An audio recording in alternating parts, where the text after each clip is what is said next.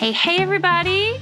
Welcome back to Love and Rent Control and thriftlogic-la on eBay. Today we're featuring another installment of Couch Clips eBay Flips, where we highlight cool things that we sold on eBay. Now these two book sales aren't going to get us that mid-century home in Palm Springs, but they did give us that measurable value of knowledge, a window into the past. So first up is Hints from Heloise. Now this is a 3-book box set of books by Heloise, who was a homemaker in the 50s, and she was living in Hawaii. She went to a party and she made a bet, actually, with a man who said she couldn't start a column about housekeeping hints. And she said, no, I'm gonna take that bet and I'm gonna go to the Honolulu Dispatch and I'm gonna say, hey, take my column, no pay for 30 days, see what happens. This is 1959, by the way. And you know what happens?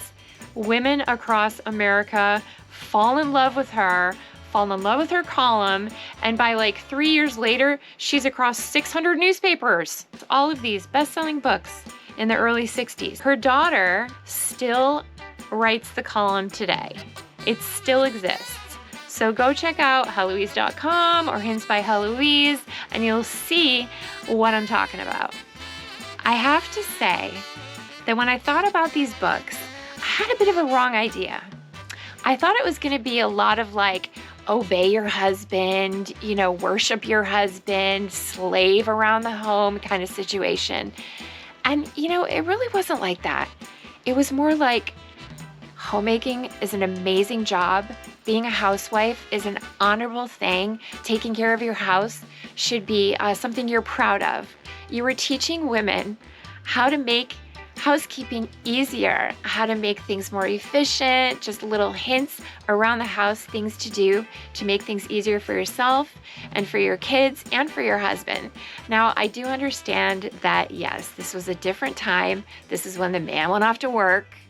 So it's a little sus because all of this housework is left to the wife. There's an entire index on removing stains, from like grass to lipstick to gum, it's a whole section on how to remove stains. And that doesn't change from the 1960s to the 2020s, stains are stains. Another funny one was, if you don't have a meat tenderizer, is to go snatch your husband's hammer and use that as a meat tenderizer. When I read that, the feminist side of me goes like, I definitely know how to use a hammer. There is a hint on how to fix warped records. So any of you out there with an LP collection, you can actually figure out how to fix the ones that are a little bit warped. Cool, right? Another one that I read, my mom's friend did when we were kids in the 70s, is that they had 5 kids in their family. And each kid had their own color socks. This is in the 70s, so you had those white knee socks that you would wear up to the top here, and they had stripes around them. Okay, so the eldest boy, all his socks had blue stripes. The next kid, all his socks had red stripes. The next, yellow, green, and the one girl, I'm not exactly sure if she had to wear those striped socks, but that was how she could tell whose socks were who on laundry day. So those are all hints from the book from back in the day. So I go online, it's 2025, I find Heloise's Hints, still in syndication right now, and you know what? A great hint, something that I actually do too. It was, if you have shampoo, you're at the bottom of your bottle, you put a little water in, you shake it around, and you get a little extension on your shampoo. I do that with my body soap. When I'm almost at the end, I put water in it, shake it around, I get extended life. I gotta say though, that one thing that I found interesting about all 3 of these books is that she mentions tranquilizers, like pet pills and tranquilizers. And she also says that the second wife is the one with the maid. So I'm wondering, if I'm the first wife and I don't take care of my house well enough, does that mean there's going to be a second wife? I'm going to be gotten rid of by the husband, and he'll get a second wife and she'll have a maid because I haven't taken care of the house well enough? There's so many just questions that I have. Please help. Even though times have changed, thankfully, since the early 60s, and there's a lot more opportunities, there are great hints in here. They're universal. They still apply today. So thank you, eBay buyer, for purchasing Hints from Heloise. I hope you enjoy it and learn lots of things, as I did. Next up is a book from 1936. Think about that, 1936. Oh my gosh.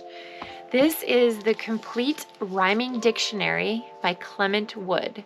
And there were many, many, many editions after this, but this is the first one from 1936, hardcover edition. Hello!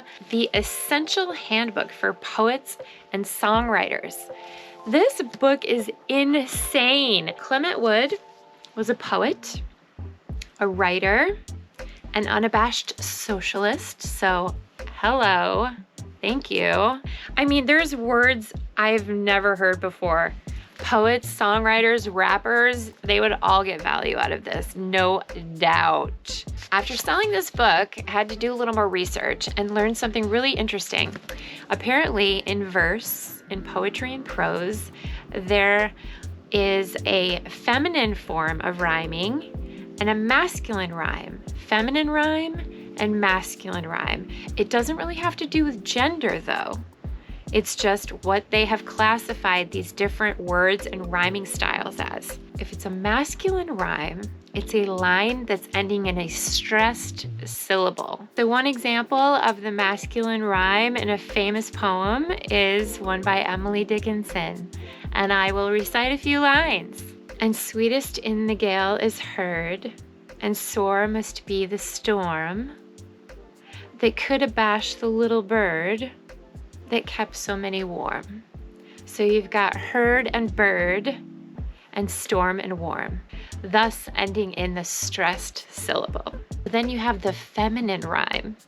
And what the feminine rhyme is a stressed syllable followed by an unstressed syllable. Can be a word with 2 syllables or 3 syllables, something like motion and ocean. Now I'll give you an example of a feminine rhyme in a famous poem. This one by Edgar Allan Poe. Once upon a midnight dreary, as I pondered, weak and weary. So you've got the dreary and the weary. I mean, I didn't know anything about this. This is so cool. It makes me want to make a poem. You know what? I think I'm going to try to write a poem tonight about my husband. This is my ode to Heloise. Roses are red, violets are blue. My husband can be challenging, but you know what? I can be too. Enough of that silliness. Let me get to some real poems from the Complete Rhyming Dictionary by Clement Wood. Late last night, I slew my wife, stretched her on the parquet flooring. I was loath to take her life, but I had to stop her snoring. Willie poisoned father's tea. Father died in agony. Mother looked extremely vexed. Really, Will, she said, what's next? Willie and 2 other brats licked up all the rough-on rats. Father said when mother cried, never mind, they'll die outside. Who wrote these? Father heard his children scream, so he threw them in the stream, saying as he drowned the third, children should be seen, not heard. Harsh! 1936 was harsh! Oh my goodness! I mean, I don't think they're all like this. Hopefully this is just an example of like silly poems. I'm not really sure. So thanks everyone for joining me today at Love and Rent Control, and check out our cool stuff that we have for sale on eBay at thriftlogic-la. Thanks eBay buyers for buying these cool books so that we had a chance to show everybody what they were about and share our new knowledge about poetry and prose and housekeeping. Thank you so much. Peace.